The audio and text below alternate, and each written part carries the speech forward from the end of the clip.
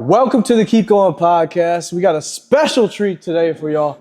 All the way from Los Angeles, California, Marshall Jones. Yeah, man. You like that? I got you with the hype, man. See? We keep it real talk here. Oh, left me hanging almost. Nah, I saw you. I saw you. It was the ringing of all the applause in the arena. Yeah, man. I bring that energy here, That's man. Right, 100%. All these people are here for us. Hey, man, that's what's up. No, we got a speaker, entrepreneur, and so much more. I would love for you to just give a quick pitch about who you are and what you do. Yeah, so my name is Marshall Davis Jones. I run a company called Mind Body Speak. It's exactly what it sounds like. I make sure that people's mental models and physical models match, because when those two things are congruent, it affects how we sound. And when they're not congruent, it also affects how we sound. So I make sure that you can communicate clearly, concisely, precisely, and get to it. With that being said, let's get into what we were just talking about, like literally a few minutes ago. Real talk. Yo. Like what does that mean to you? Like, what does that mean for the people that you try to portray that to? Like, yeah, so, you hear it a lot, like, real talk, like, Yeah. And really, with the clap. Yeah, and one of the things there, and by clap, we mean applause, like, right. Yeah. But, this idea that it's interesting, because even this embodiment, right? It's like, let me level with you. And a lot of times when we communicate with each other, we be talking in the abstract concepts.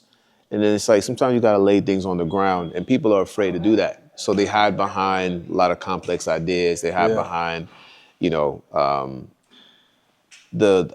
poetry of things. And sometimes you just want to get to the nitty gritty. Right. And, the body doesn't lie. Right. And so getting people to tap into their body and like, what are you feeling? Not so much from an emotion standpoint, but like this, what are you feeling?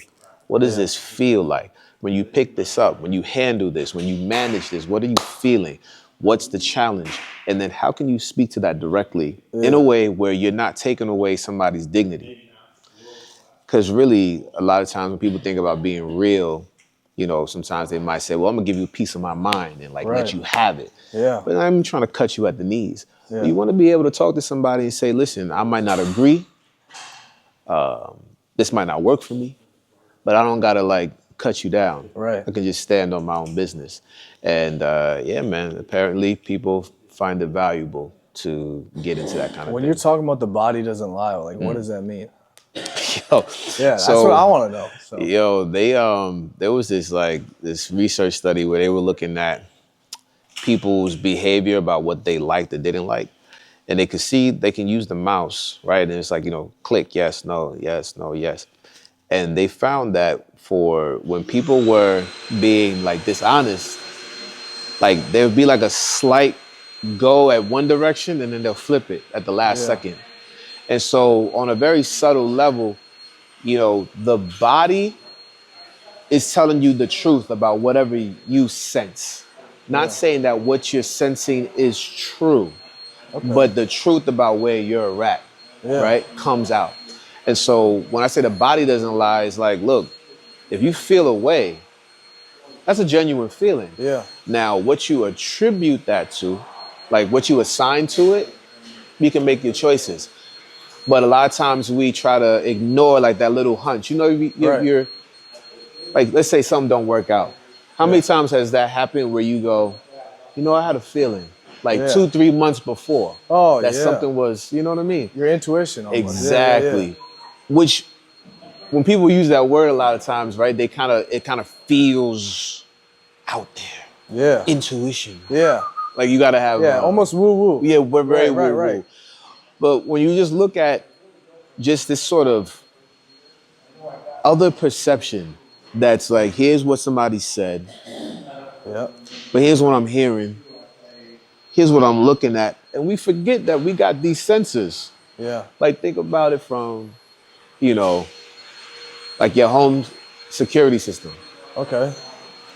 There's a reason why you got the audio, you got the visual. What happens? They got the lights come on with the motion detection. Yeah. They're there to pick up, hey, something's moving, right? That's what these things are doing. Right. They're like, hey, something's moving. Now, where it's going, what it's gonna do, it's very important for us to know that Yeah. to survive. Right. So you take that and you throw that in a corporate environment, our survival detectors that are Yeah. always kind of looking to keep us safe, keep us stabilized. If we ignore these systems, then things happen. Yeah. Yeah. So, again, it's like, your security cameras are there, recorded what it's did, thing you heard that.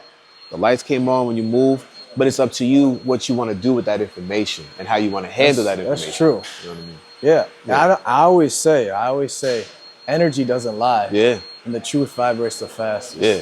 So like that intuition, I think that energy and intuition kind of work hand in hand. Absolutely. So I'm like, okay, like you said, the 2-3 months before the situation occurred, you kind of had a hunch. Yes. And so, especially if you got some wisdom under your belt, that also helps, right?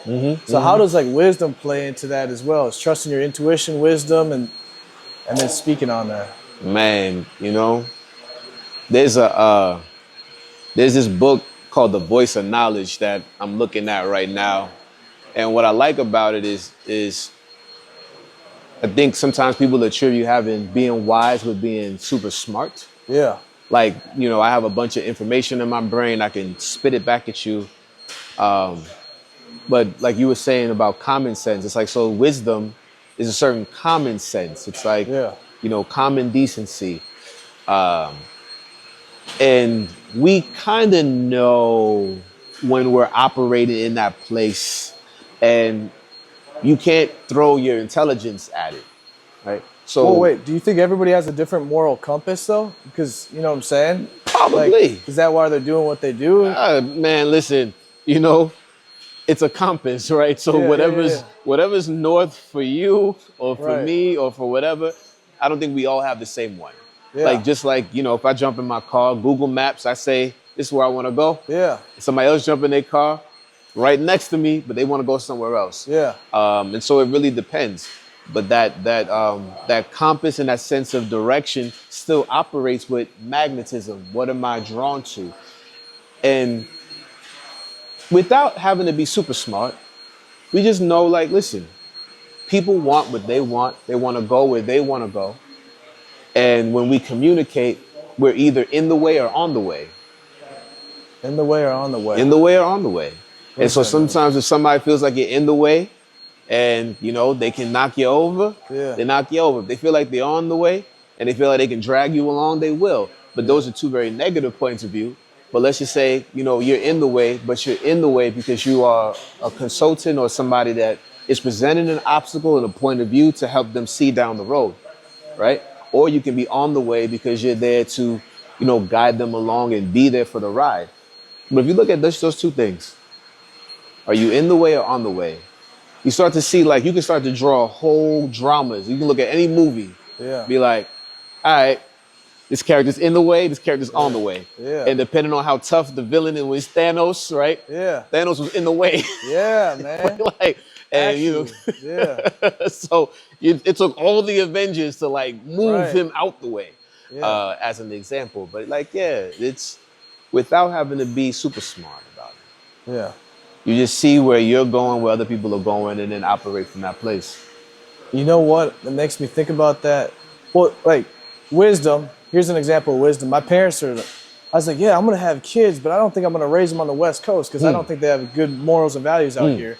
And then my parents were like, well, you don't have to raise them back in the Midwest. You can raise them out here. It's not where you raise them, it's how you raise them, Keaton. I was like, okay, that makes sense. I was like, that's wisdom, I think. But then there's also common sense. And so you think people nowadays kind of lack that common sense? And do you think it can be taught? Do you think common sense can be taught? Man, that's interesting. As I wonder,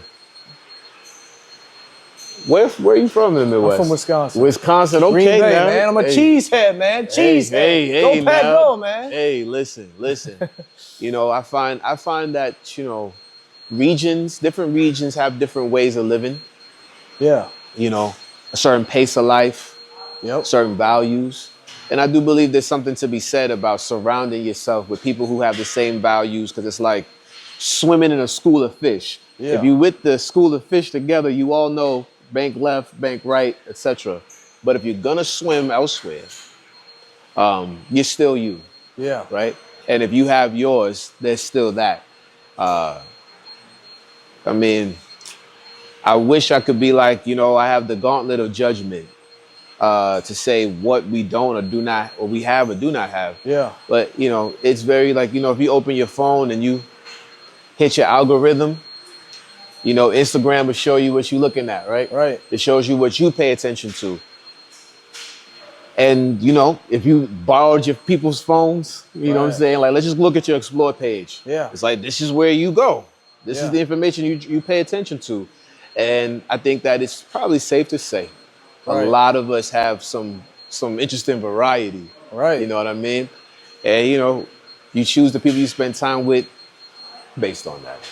I always say, show me your friends and show me your frequency. Like, Yo. people say future, and I'm like, no, Yeah. show me your friends, and then show me your frequency. Yeah.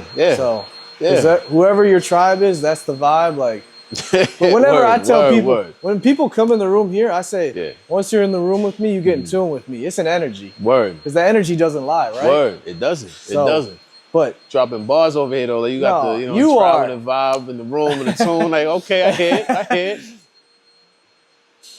You know what I'm saying? Gotta hit it with the smooth. yeah, boy. man. Cocoa butter smooth. Hey, that's right. That's right. No, but you got your book, Mind, Body, Speak, right? So Tonal Influence is the title. Oh, So okay. Mind, Body, Speak is the company. But yeah, Okay. so Tonal Influence is exactly what it sounds You're like. not saying total influence, you're saying tonal. Yeah. Yeah, okay. Yeah, Why yeah, is it yeah, that? yeah. Why is it Tonal that? influence. Yeah, because listen, man. Somebody say something and you just hear that tone and the tone rubs you the wrong way. Right. And somebody else can say the same exact thing right after you. Yep. But because of their tone, the tone changes the perspective that the other person is hearing it.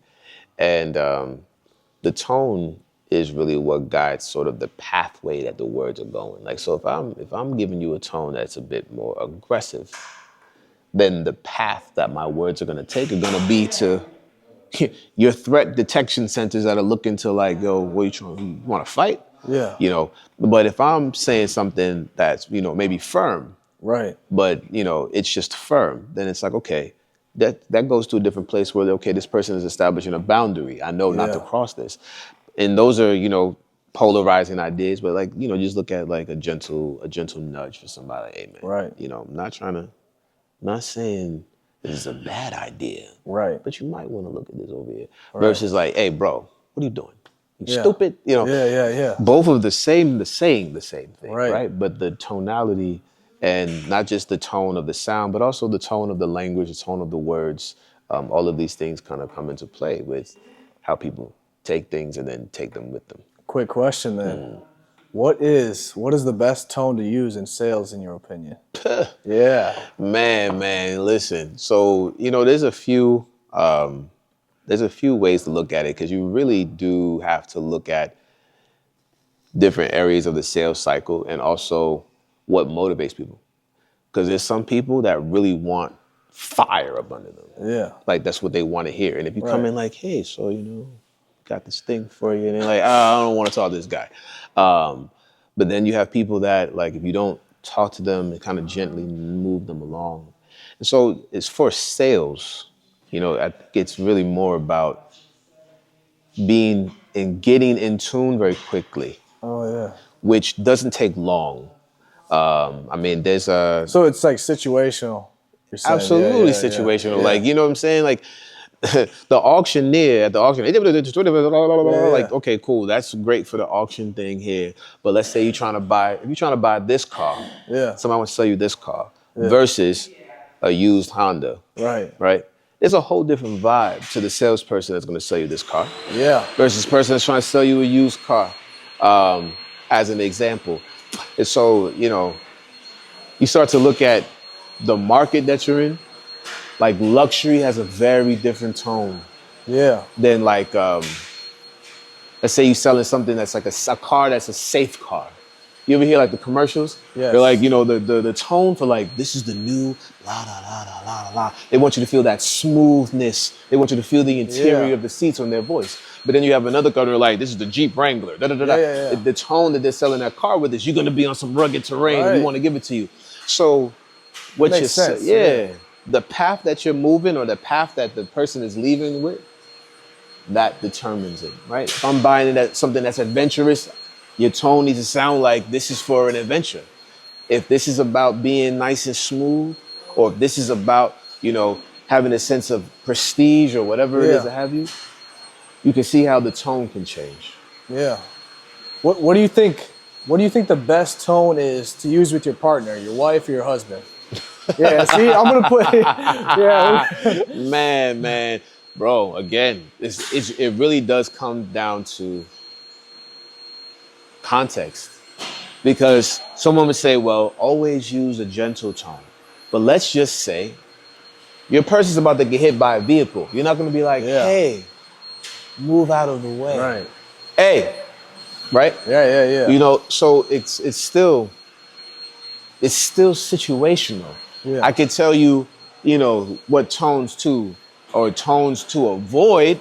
It's like, listen, if you want to have a bumpy ride of a conversation, well then, you give them that bumpy tone, then like, let's go. Right. I like to look at it, I think it's cool to have this vehicle because there were these guys that were doing drag racing. Yeah.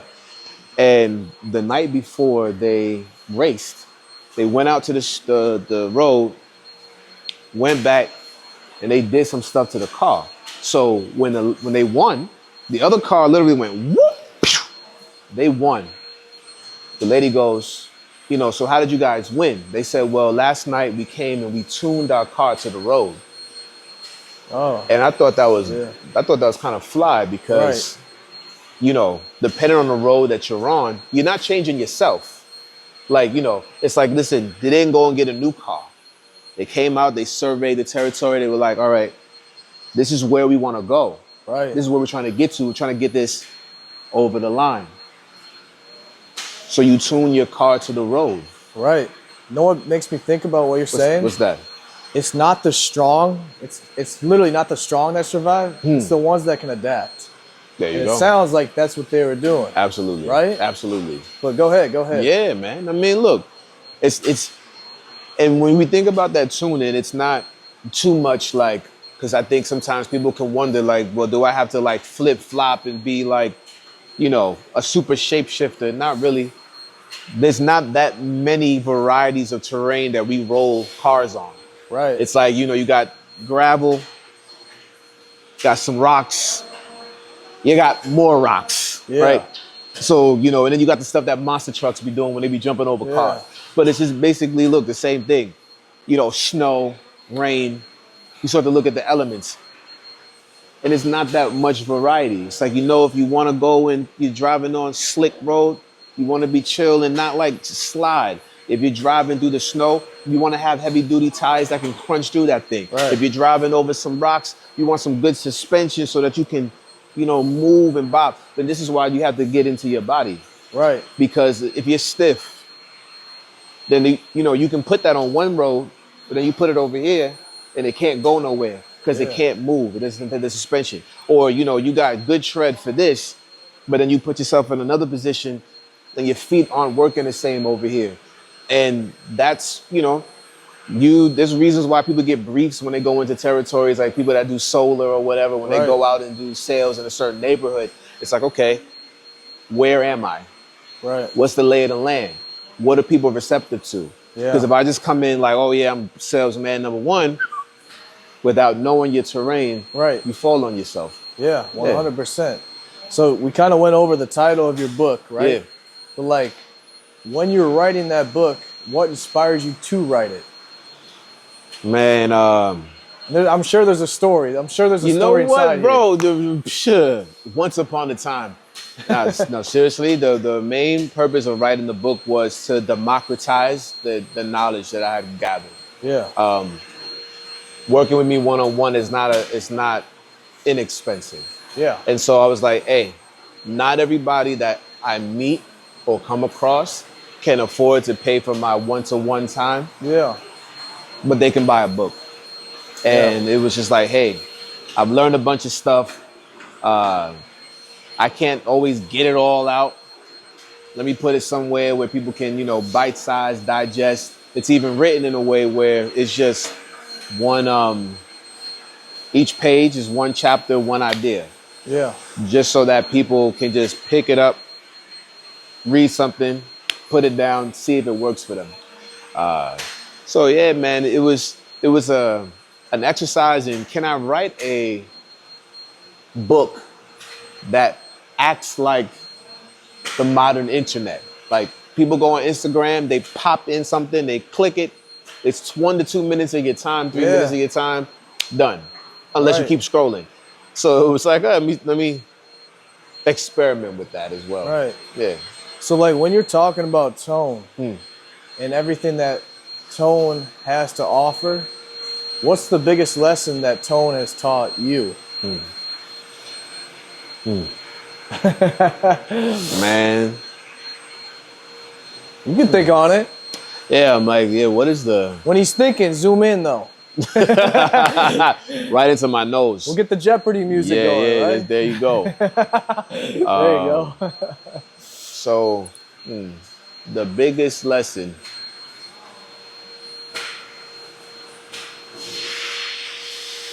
I keep learning. I think that's really... with the voice being an instrument, it's like someone who sings or plays guitar, like even though you might get masterful with it, the pursuit of mastery is like an ongoing, like, you just never like arrive. Right. And what do you mean your voice isn't, like, what does that mean? Your voice is an instrument, yeah. Yeah, the human voice is capable of reproducing most of the other sounds that other instruments can make, right? Like, you see like beatboxes and stuff, like, it's like you didn't realize the human mouth can do a whole orchestra if you want. So then you take that same instrument and you put words behind it, and you realize that to some degree we're all making this kind of music with what we're saying. Yeah. Some of it's heavy metal, some of it's hip hop, some of it is, country, whatever it is. But using the voice as an instrument, recognizing that the voice is an instrument, you handle it. Like when someone puts their instrument on the airplane, they put it in a nice case. Right. They take care of it because that is what they use to express their mind. Every day that we talk, this thing here that we're using is how we are able to express our mind. Yeah. And we can learn to do that beautifully, more beautifully, and move people. That's the point. We send out a signal. It's a beacon. And it's meant to be heard. And then once contact is made, you send a signal back. Yeah.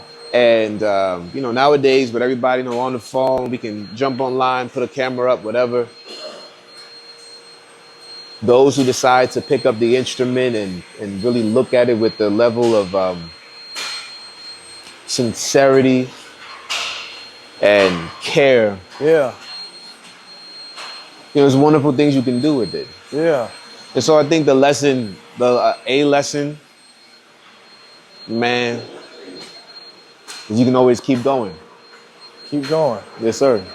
Let's get in. Let's get into that. I always ask all my guests, what keeps you going? So I want to know, Marshall, what keeps you going?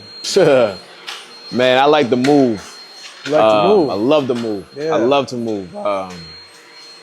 On the dance floor? Well, I can cut a rug, you know what I mean? But I also enjoy like Brazilian Jiu-Jitsu as a martial art. I enjoy this thing called rope flow. Shout out to, so basically David Weck, the guy who invented the Bosu ball. Oh yeah. He created this concept based on using, how like jump rope, people when they jump the rope and they do the rope around the body. Right. He decided to just take just the rope around the body and create all these different movements that you can do. And he introduced me to it a couple of years ago. And it opened up a whole world for me. Just going back to just that sense of adaptability.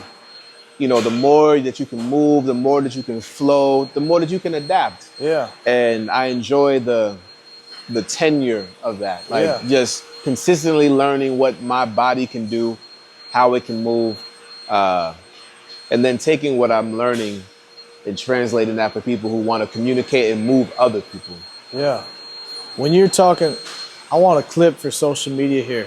Give me three tips to become a better speaker.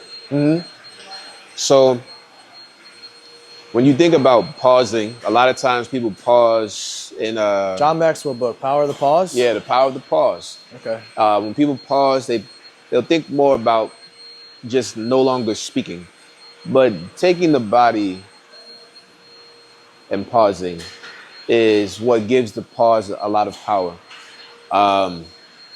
Think about things that you like, even in the face of things that you don't. And here's why I say this. So, what's your favorite restaurant?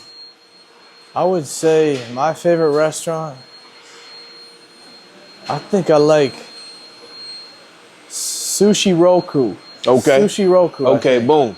So, if you were to tell me about Sushi Roku, right, and give me some tips about what I should eat, what would you tell me? I'd say you get the California roll, Yeah. and then I would say you get the yellowtail, and I'd say get the dirty edamame. Okay, boom. Yeah. So, you see how your whole like energy, right? It's like, Yeah. listen, man, I had this thing was great. Yeah. Okay. Now, give me something that you don't like, some food that like a place. Olive you like. Garden. Olive Garden. Yeah. You see how your whole affect just changed? Olive Garden, man. Yeah. Like, look, bro. And we're not eating either of those things right now. All we're doing is thinking about them, right? And so what happens is we use our mind to play whatever tape we want to play.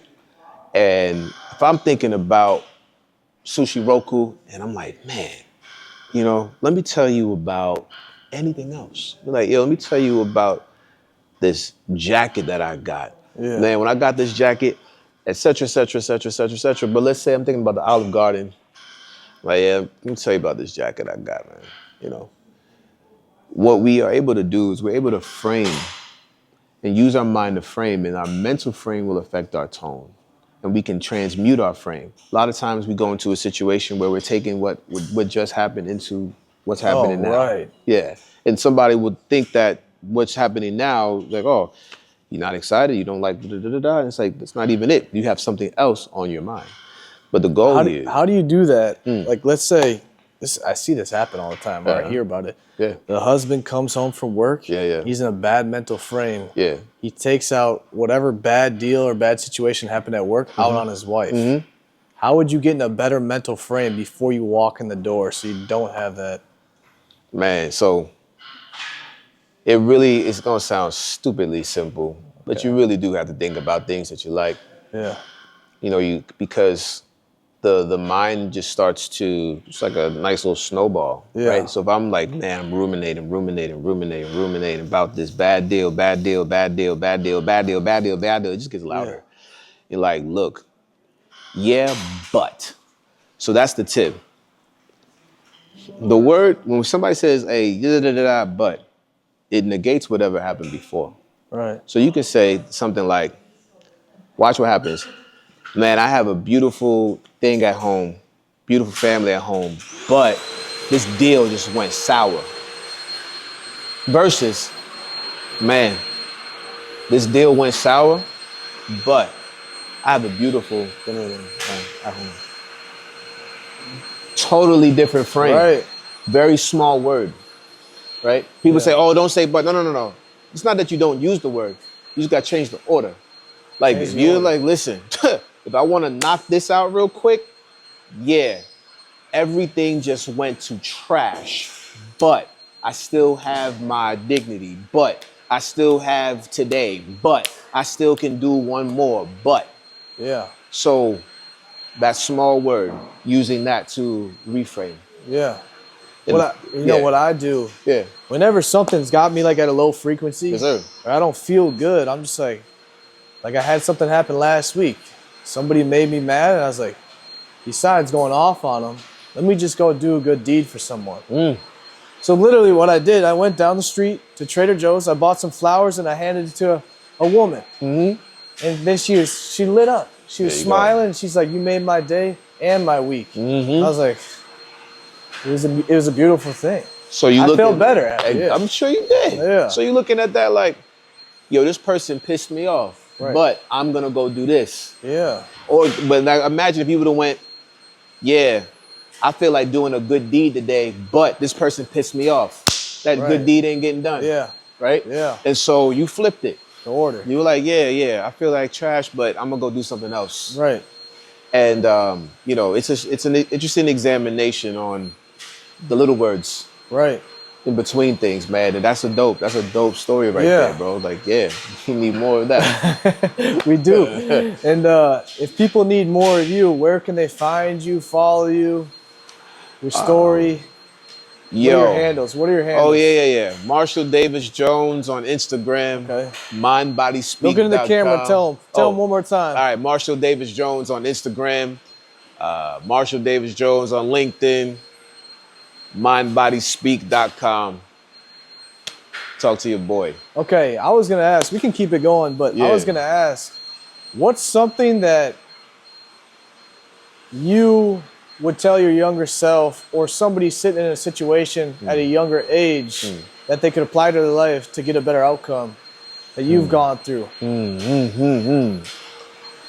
So like basically what's your number one life lesson that you learned at an older age that you wanted to learn at a younger age and apply? Yeah.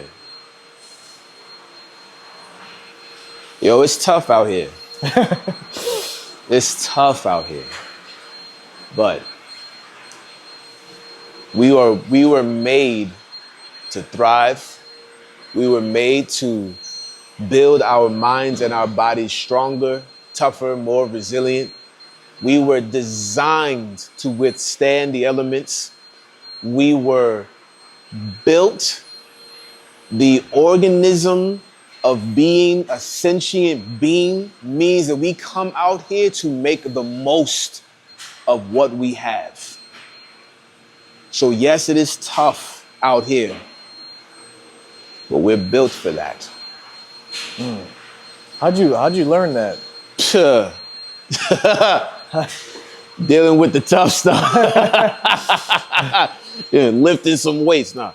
Bro, man, listen. Looking for the easy way and then realizing that just reminds you of just how much tougher it really is.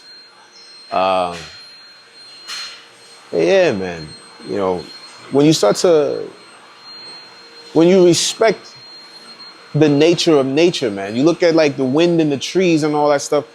Like the natives, when they would go and make a canoe, they would look at the tree that was bent the most because they knew that the wood had been strengthened by resisting the wind. We're out here in a gym. Everything in this room is designed to put some pressure and some gravity on you so that you can move it and resist it and push against it. A lot of people probably come in here to build their bodies up to play a sport where other humans are going to push against them and resist. That's what makes us us. It is us withstanding the resistance of things coming against us. Yeah. And so, anywhere that we look, anywhere that we get excited, whether it's we got the Super Bowl on Sunday. Right. You look at soldiers, you look at, when we celebrate victory, it is the celebration of having withstood and overcome against the challenges pressed against us. And that is living. And if we can accept it and lean into it and keep going despite of it, it's a lot of great things that can happen. Repeat one more time. What were you saying about the trees and the canoe? Oh, yeah. Just so with the natives, they would take the trees that bent, because they could tell that the wind had pressed against that wood the most. And so the wood was stronger for it. Yeah. We're stronger for it. Yeah. I like that. I didn't know that. Hey, man, little fun facts in the Snapple bottle cap. That's good stuff. My man. What I was going to say, we're going to do one more question here. What does Marshall Jones want his legacy to be? What do I want my legacy to be? Or your company?